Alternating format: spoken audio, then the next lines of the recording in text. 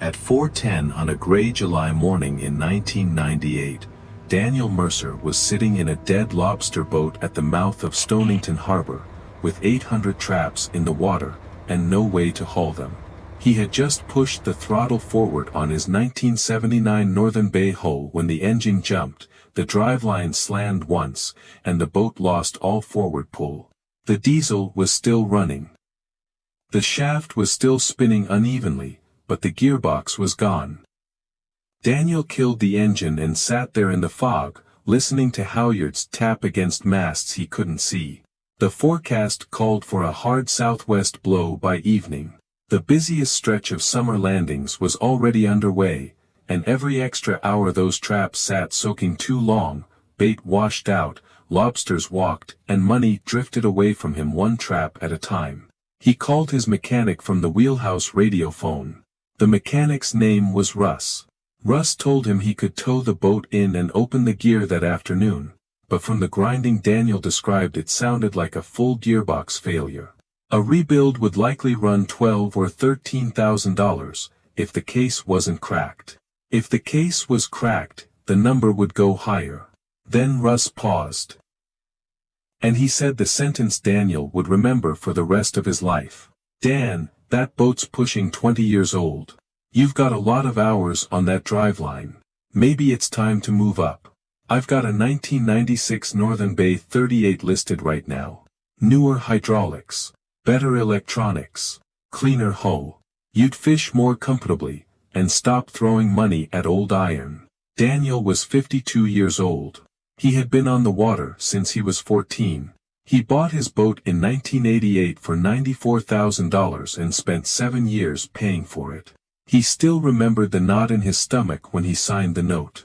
He remembered waking up in January storms thinking about boat payments before his feet even touched the floor.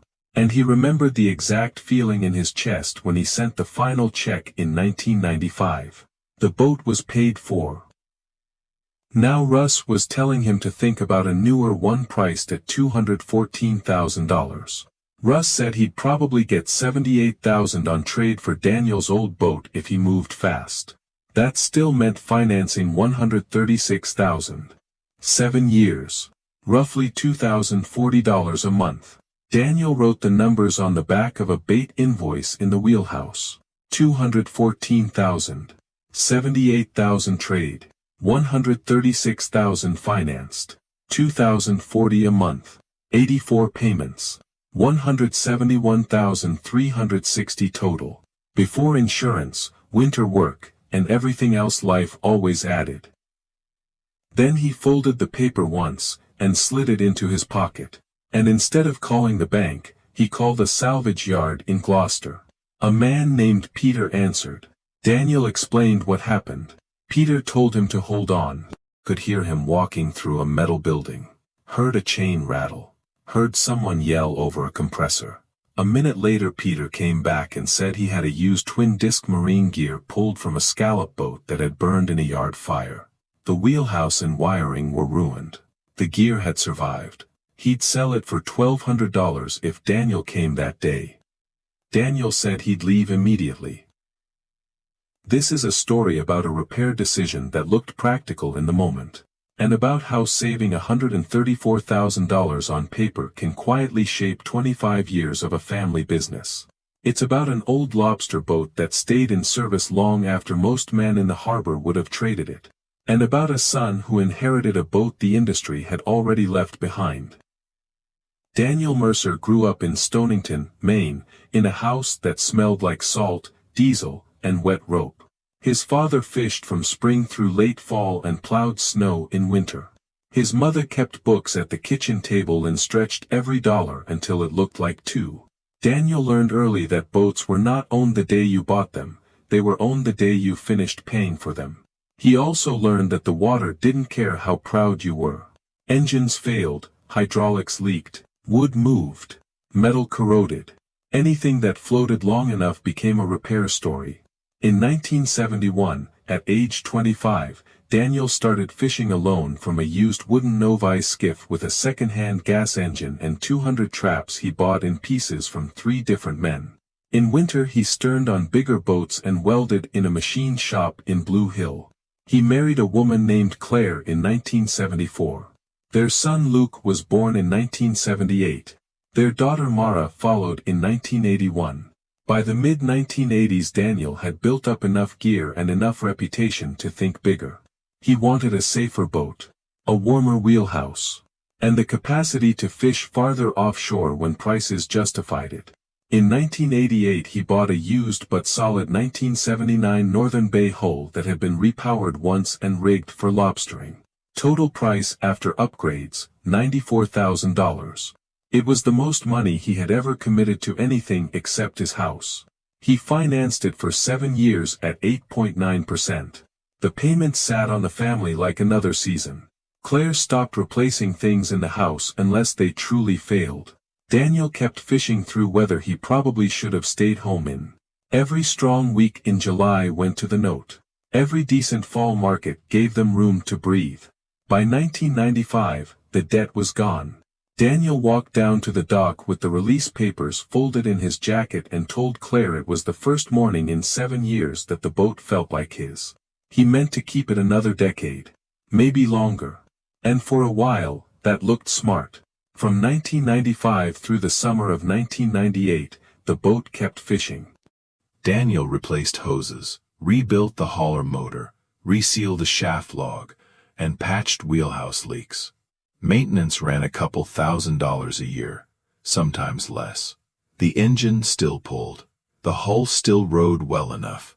The boat made money. Then came the morning the gear let go. Daniel drove to Gloucester, paid Peter $1,200 cash, and hauled the used gearbox back to Stonington on a borrowed trailer. He and a neighbor spent 2 long days pulling the failed gear, aligning the replacement, shimming mounts, reconnecting hydraulic lines, and praying the shaft angle was close enough to keep from chewing the new one apart. Late on the second night, Daniel fired the engine. The diesel settled into its heavy idle. The shaft turned clean. The boat backed against the spring line, then pushed ahead without chatter. At dawn he ran back out and started hauling. By the weekend he had all 800 traps back on schedule. Total repair cost, $1,200 for the gearbox, $180 for seals and fluid. 2 days of labor he never charged himself for, and a back that hurt for the rest of the month. Compared to Russ's rebuild quote, Daniel figured he had saved roughly $11,000. Compared to buying the newer boat, he had saved far more than that. He felt good about the choice. Claire asked whether the salvaged gear would last. Daniel said he didn't know. Then he smiled and said the same thing practical men say when they don't want to think too far ahead. Long enough. In 1999, the boat fished a full season. In 2000, Daniel replaced a hydraulic pump and a radar unit that had started ghosting in fog. In 2001, the hauler clutch wore down. In 2002, the alternator bracket cracked in September and cost him half a day on the water. None of it felt fatal. None of it made the $1,200 gearbox look like a mistake. Then Luke came aboard for good. Luke was 24 in 2002. He had grown up around traps, bait knives, and sternmen too tired to talk. He knew the job. He also knew the harbor had changed. By then, newer boats were showing up with cleaner electrical systems, color plotters, better sounders, enclosed wheelhouses that actually held heat, and haulers that didn't fight you every third string. The older men called it luxury. The younger men called it normal. Luke called it catching up. Daniel called it debt. At first, they only circled the argument. Luke would point to another boat unloading earlier because it ran faster and hauled smoother. Daniel would point to the mortgage-free house, the note-free boat, and the fact that nobody from the bank had ever told him where to fish. In 2004, the steering cylinder started leaking. In 2005, the exhaust elbow rotted through. In 2006, Daniel had to pull part of the deck to reach a fuel line that had gone soft and was sucking air. Luke was the one doing more and more of that work now. He was strong, capable, and increasingly tired of proving that the old boat could still make it through one more season. He told his father the truth one cold October afternoon, while they were washing crates at the co-op. "This boat is old, Dad. Not seasoned, not proven, old. Every week we spend keeping it alive is a week we are not moving forward." Daniel rinsed another crate and said, "Forward to what?" Luke said, "Forward to a boat that doesn't need us on our backs with wrenches every other night." Daniel didn't answer for a while. Then he said, "The bank likes forward too." That was Daniel's gift, and Daniel's flaw. He could compress an entire worldview into one sentence and make it sound final. In 2007, a broker in Ellsworth called with a 2001 Calvin Beale 36 that had better electronics, lower hours, and a cleaner setup than anything Daniel had ever owned. Price: $262,000. Trade plus cash down would still leave a no big enough to follow them into every winter. Luke wanted to look at it. Daniel refused. By 2008 the old boat had more than 15,000 engine hours and the current setup, and looked every bit of its age. The deck paint was thin. The windshield corners leaked. The cabin heater worked when it felt like it. The VHF sometimes crackled so badly Luke had to lean into it and guess at half of what was being said. The harbor had become a parade of newer fiberglass, clean glass, bright displays, and men Luke had gone to school with, who looked less tired at the end of the day than he did. He started to feel ashamed of the boat. He hated that feeling, because the boat fed him. But shame doesn't ask whether it's fair before it arrives. In 2010, Daniel turned 64, and finally admitted he was slowing down. He still fished, but Luke ran more of the winter prep, more of the hauling, more of the engine room work. He asked again if they could upgrade. Daniel asked the same question he always asked. "What's it worth to us if it's already paid for?" Luke said, "What is it costing us to keep pretending that matters more than everything else?" A year later, in August of 2011, the boat gave them the worst scare it had ever delivered.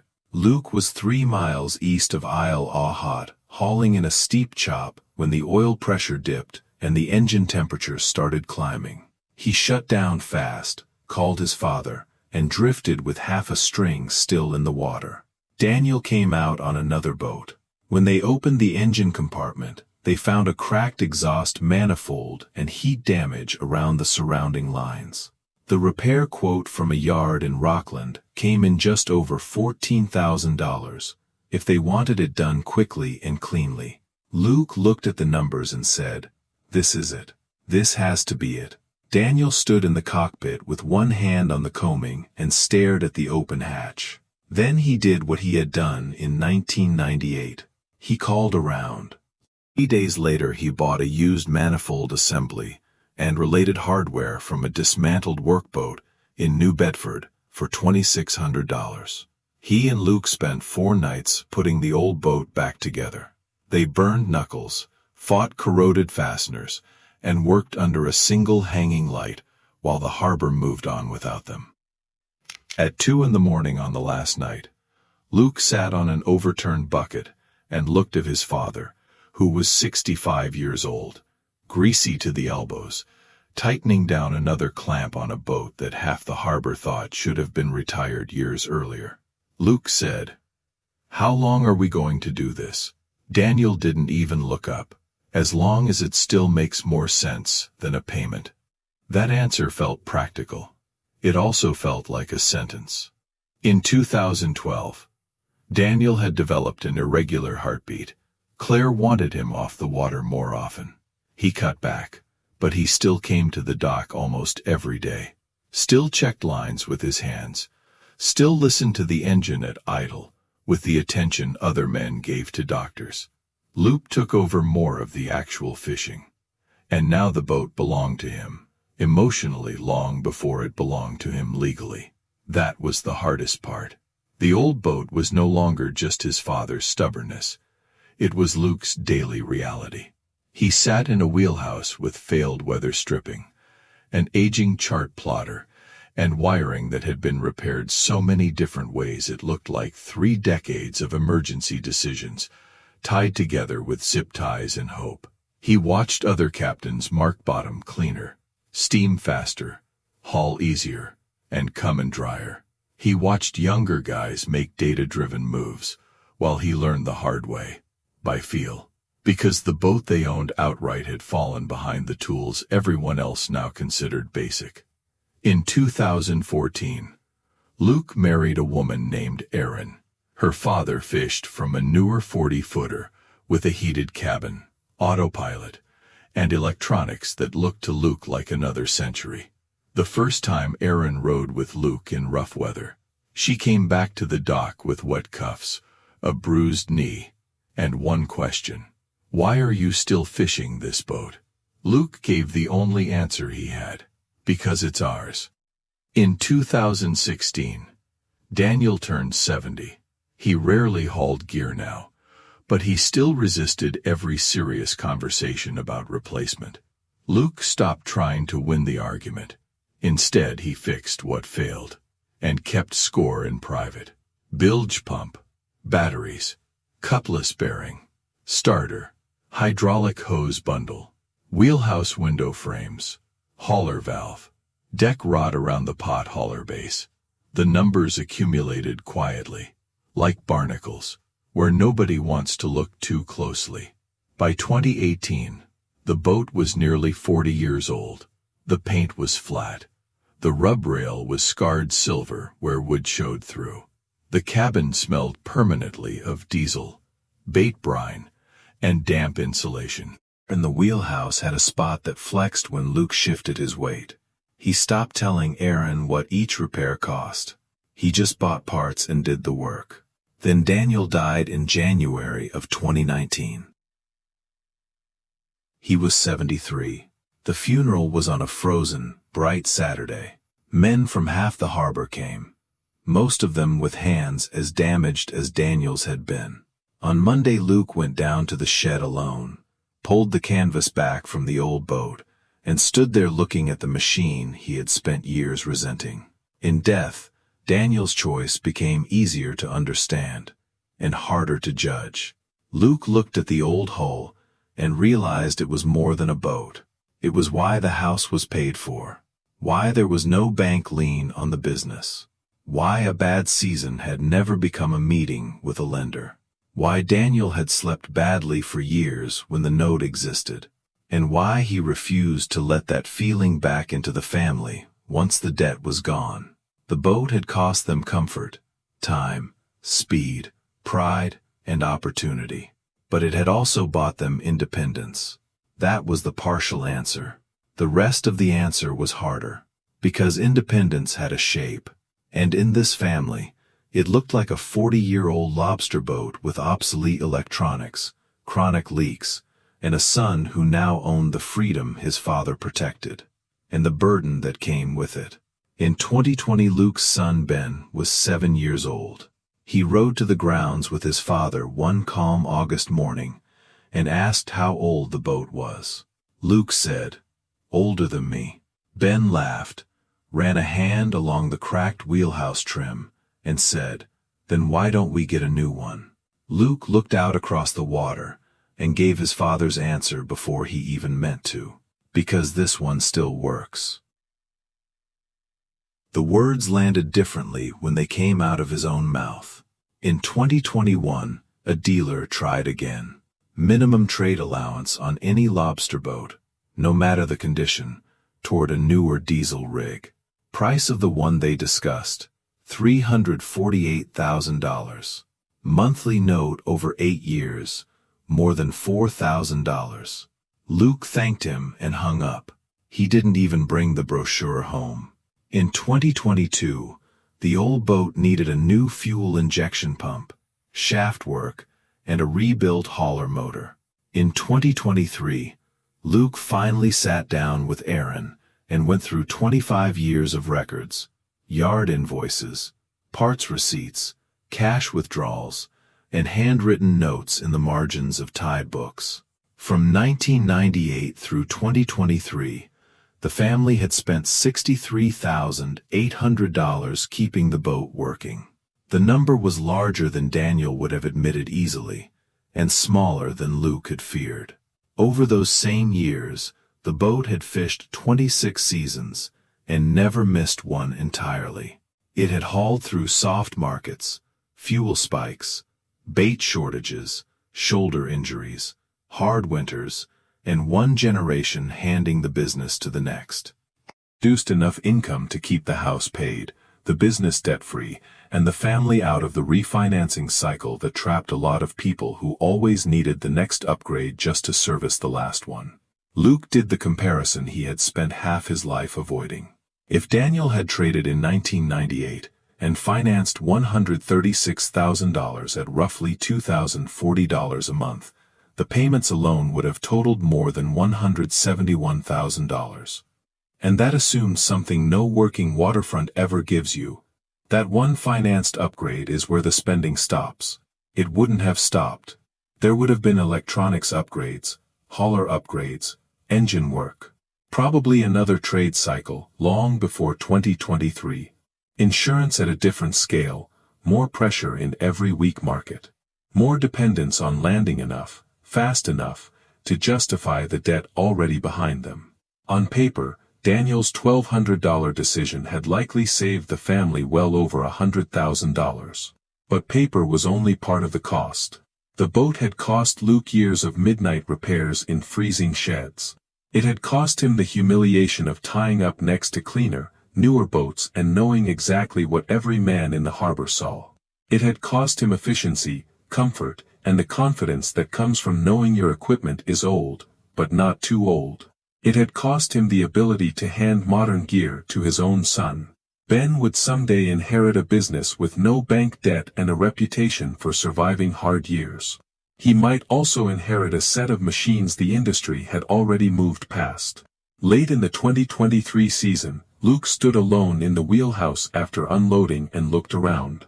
The window seals were tired. The paint around the gauges had peeled. One switch had to be hit twice, and the salvaged gearbox from 1998 was still in the boat. That was the part that finally got him. Not because it was failing, because it wasn't. It was still there. Still doing the job. Still proving that his father had not been crazy, only stubborn. And expensive in a different way than debt is expensive. The old boat is still fishing. Luke runs it every season. It leaks oil. It burns more fuel than anything built now would tolerate. It sounds rough at idle, and worse under load. But it sets traps. It hauls gear. And it does not ask for $4,000 a month.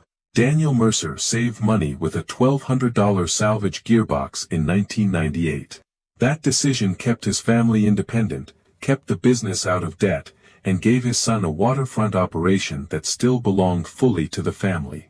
It also locked them into an old boat that would never be modern, never be easy, and never be anything but old.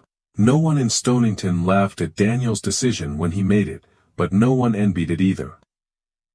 The boat still works.